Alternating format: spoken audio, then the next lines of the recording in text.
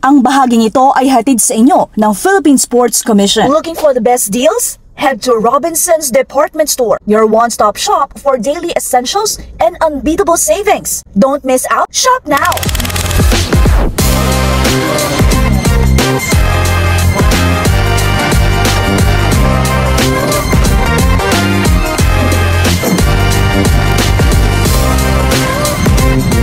Bakit mo naisipang magkaroon ng basketball team? Actually, Sir Bill, the initiative kasi started nung yung daughter ko nagustuhan yung basketball. Kasi yung son ko po, talagang he was playing basketball like since he was in grade school. So ngayon nasa senior high na siya. So nakikita nung kapatid. And then we enrolled her muna sa volleyball. Pero ang nangyari talagang nakikita yung kuya. So gusto niya basketball. So sabi ko, parang wala kasing yung mga bata na for girls. Wala pupuntahan. Wala parang mapupuntahan. So sabi ko, magsa-stop ka din. Like for example, sige, you go to a camp and then may mga ibang big boys. Gusto mo ba yun? And then parang alanganin din po siya. So parang sabi namin, why not? Parang nag-start kami ng camp. All-girls camp and then mga 6 years old to 10 years old lang po. And then ang dami pong nag-join. So nung kinausap ko yung ibang mga parents, parang sabi nila na sana magtuloy-tuloy kasi nga po, wala nga pong yung parang grassroots program. So nung nagkaroon po ng chance na we were invited sa WFPBL na inaugural, sabi ko, why not mag-start tayo dyan? And then, from there, tingnan natin, baka may marami ng maengganyo, mga little girls po na nakikita sila sa TV or sa Facebook, baka magkaroon ng market din po yung basketball. So, yun po, parang na-inspire ako kasi nakikita ko po yung anak ko, yung mga friends niya sa Miriam na gusto talagang mag-basketball, parang walang program for them, for the little kids. So, kaya ito, parang pinush ko talaga to kay Jayna. Sabi ko, you helped me kasi you were in the sports industry for the longest time. You were an athlete. Alam mo yung pasikot-sikot sa basketball. So, i-ano mo ko dito, parang tulungan mo. Okay, as a new team owner, gaano kahirap magkaroon ng basketball team? Mahirap pala siya. sabi ko talaga, iba rin po yung pressure na kasi we were running a solar business for us. So parang iba parang sa corporate, hindi siya ganito katindi yung pressure na kasi we were dealing with, I mean lot and lots of people. Like, hindi lang naman po yung mga girls like, may mga coaches pa kami, may mga staff pa kami kausap, and also parang ibang field din po talaga, parang nangangapa rin po kami lahat.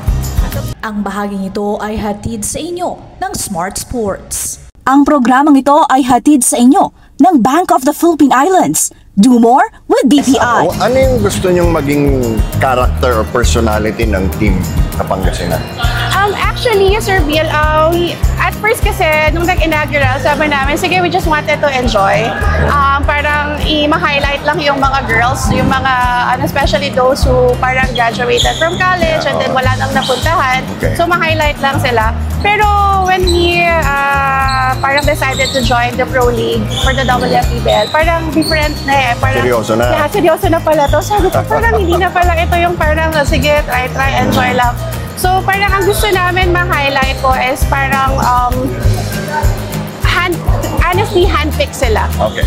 So, we were eyeing for them since the inaugural na. Okay. So, parang ang ini-instill namin sa kanila na parang nandito kayo kasi you were chosen, you were handpicked. So, parang kung saan special kayo, kaya nandito kayo. So, let's treat each other as parang hindi lang tayo nag-work as parang professionally and all. Parang family tayo dito na parang kakilala na namin kayo ever since kasi nga we've chosen you and parang maglalaro kayo hindi lang for us pero hindi lang for Pangasinan pero for yourselves as well. Parang yun yung in-instill namin sa kanila na hindi po to parang like the other, aminin po natin kasi sa mga lalaki po kasi parang iba talaga din po. Iba. Parang walang emotion. Di ba po?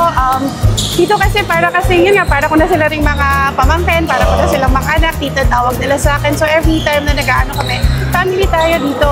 So you can tell me everything, you can, so parang ganun po yung ini-instill namin. Parang pro, pero at the same time, we're family, so wag tayong magkahiyaan and all. Why do you think there's parang ang dami ngayong interesado sa women's basketball? Gusto ko pong mangyari, syempre, yung unang-una, in the future, makikita ko na rin po yung anak ko. Okay. Di ba po? Kasi naglalaro na nga po siya today. So sabi ko nga, baka sa ilang parang season 23, parang ganun po ng WMPBL, baka nandun na rin po siya. So I wanted WMPBL or kahit anong pro league po sa women na nandito po for the longest time possible kung pwede po. Basta lang po merong mga brands, meron pong mga taong katulad po ninyo na magsusupport po at ipapakita po yung kakayahan po ng mga girls. For example, sa Gilas, di pa po, parang nagkaroon na ng mga 3x3 and then meron ng under 16 for girls. Before kasi wala po talaga eh. I mean, nung talagang men's lang po, kahit yung mga bata, di ba po, mga U16, men's lang talaga. Pero ngayon kasi, simula nung may mga Sabrina nang pumupunta dito, so parang talagang yung mga girls din na, we have to be like her, or ganyan-ganyan. Then, so siguro dahil din po sa naging marketing din ng mga brands, naging din sa social media, and then yun nga po yung sa WMPBL, nakikita na rin po sa lahat, nakikita na ng mga ibang tao. So, ang programang ito ay hatid sa inyo ng Bank of the Philippine Islands. Do more with BPI. What's your long-term plan para sa team nyo? Long-term plan. Testing pa rin ba o medyo committed na kayo? For me, personally, Nahawa ka na? Naandun na parang naano na ako ng sistema, kumbaga. Kasi nga po,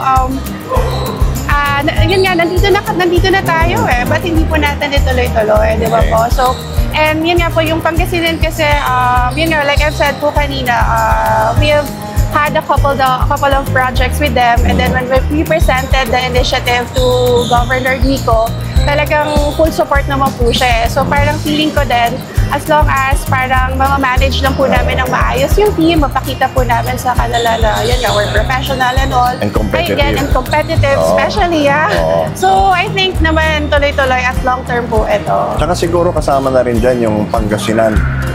Pag pinag-usapan yung sports, parang hindi nababanggit yung Pangasinan.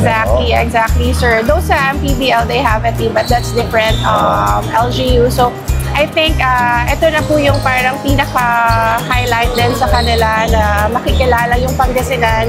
Not just, yun nga po yung sa tourism and all, pati na rin po sa sports, especially sa women's sports po kasi talagang sobrang konti lang po yung mga nagsusupport din. Kasi nga, sabi nga nila, mahirap daw i-market, walang masyadong market. But for me, parang hindi na to testing the water eh. Parang talagang i-push, dapat meron pong mag-push, dapat meron po talagang magsimula para po rin makilala po rin yung women's sport.